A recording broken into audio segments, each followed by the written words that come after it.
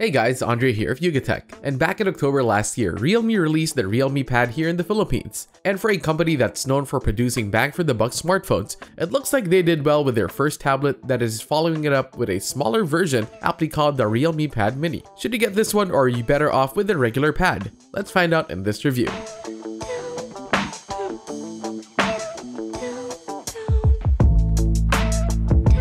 Starting with the design, the Realme Pad Mini surprisingly feels premium for something considered as the smaller sibling of the original Realme Pad. We were expecting an all-plastic body, but this one sports a metal chassis that is cool to the touch. The frame is flat on the sides, similar to what you'll see in modern tablets. You can even make it stand if you want. It features an 8.7-inch screen on the front with relatively thin bezels, although the top and bottom parts are a bit thicker, which is fine as we can rest our thumbs there when holding it in landscape.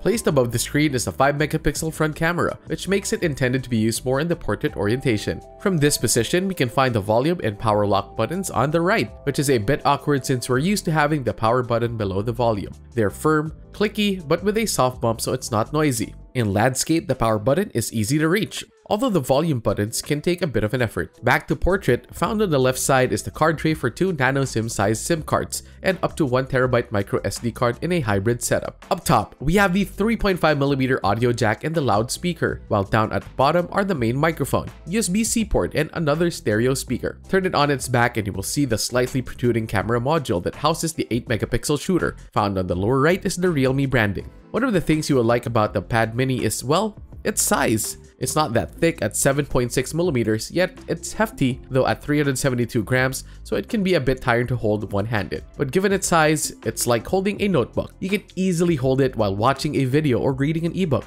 You'll also have no problem putting it inside a bag. Portability is one of its strengths. Now let's take a look at the screen. The display is where you'll notice a downgrade from the original pad. While the bigger sibling packs a 10.4-inch 2000 by 1200 display, or equal to 224 ppi, the Pad Mini's 8.7-inch IPS screen only has a 1340 by 800 resolution, or equal to 179 ppi. There's no screen protector pre-installed, and there's no mention of any special glass protection. It's not high-res, so if your eyes are accustomed to screens with higher resolutions, you'll definitely notice the pixels. It can get really bright and has dark mode and eye comfort features, although it's not bright enough to handle the bright outdoors. Viewing angles are not that perfect, as we can notice it dimming when tilting it a bit. But given the limitations, it's good enough for casually watching videos, browsing social media, or even online classes or meetings. When it comes to audio, the dual speakers are effective in creating this immersive experience. However, it's mostly trebles. The bass is almost non-existent, so you'll find everything to be too crisp.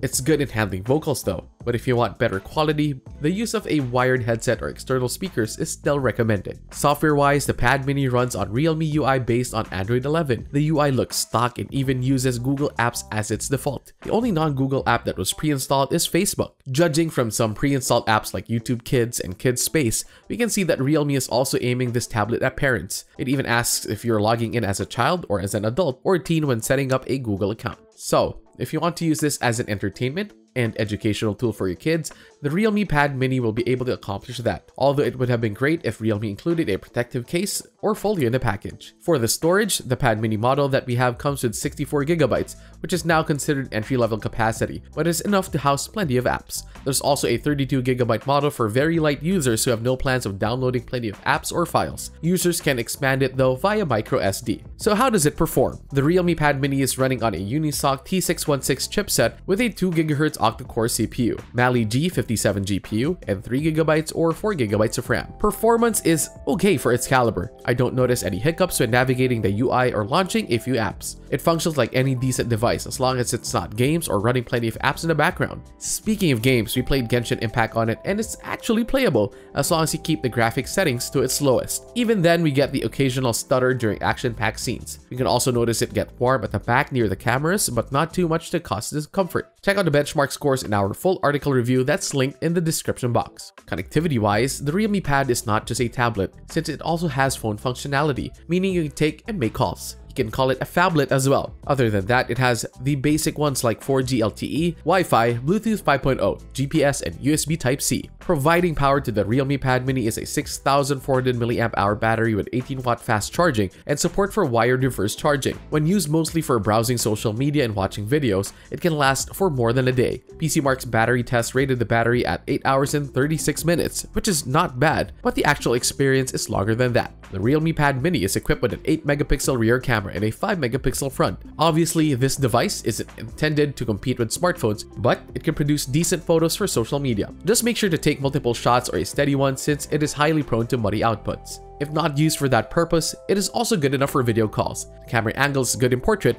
but a bit awkward when in landscape mode. Video recording, on the other hand, is up to 1080p at 30 FPS. Take a look at our samples.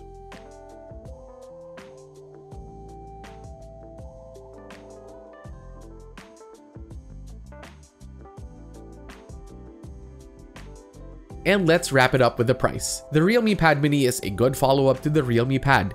It feels premium, portable, has 4G LTE connectivity, and a big battery. The price, however, is a bit tricky. The 3GB plus 32GB LTE variant is at 9,990 pesos, while the 4GB 64GB 4G LTE is at 11,990 pesos. A Wi-Fi only model will be available soon. If you're going for the entry level, just add 1K more and you're better off with the Realme Pad, minus the LTE connectivity and extra portability, which is not a big deal. You'll get a better screen, more powerful chipset, quad speakers, and much bigger battery with fast charging. But if you're looking at the 4GB, 64GB model, that could work if you really need the smaller size and if budget is an issue. But for an extra 3,000 pesos more, you can also opt for the 4GB, 64GB LTE Realme Pad. I think that would be a much better value for your money. And that's it for this phablet review, guys. Share to us what you think about this Realme Pad Mini. Do you think this could work as your work or study tablet? Let us know in the comments down below. And if you enjoyed this video, be sure to drop a like, subscribe to our channel for more content, hit that bell icon so you don't miss any future uploads, and be sure to visit yugatech.com for the latest news and tech reviews. Once again, this has been Andre, and I'll see you guys in the next one.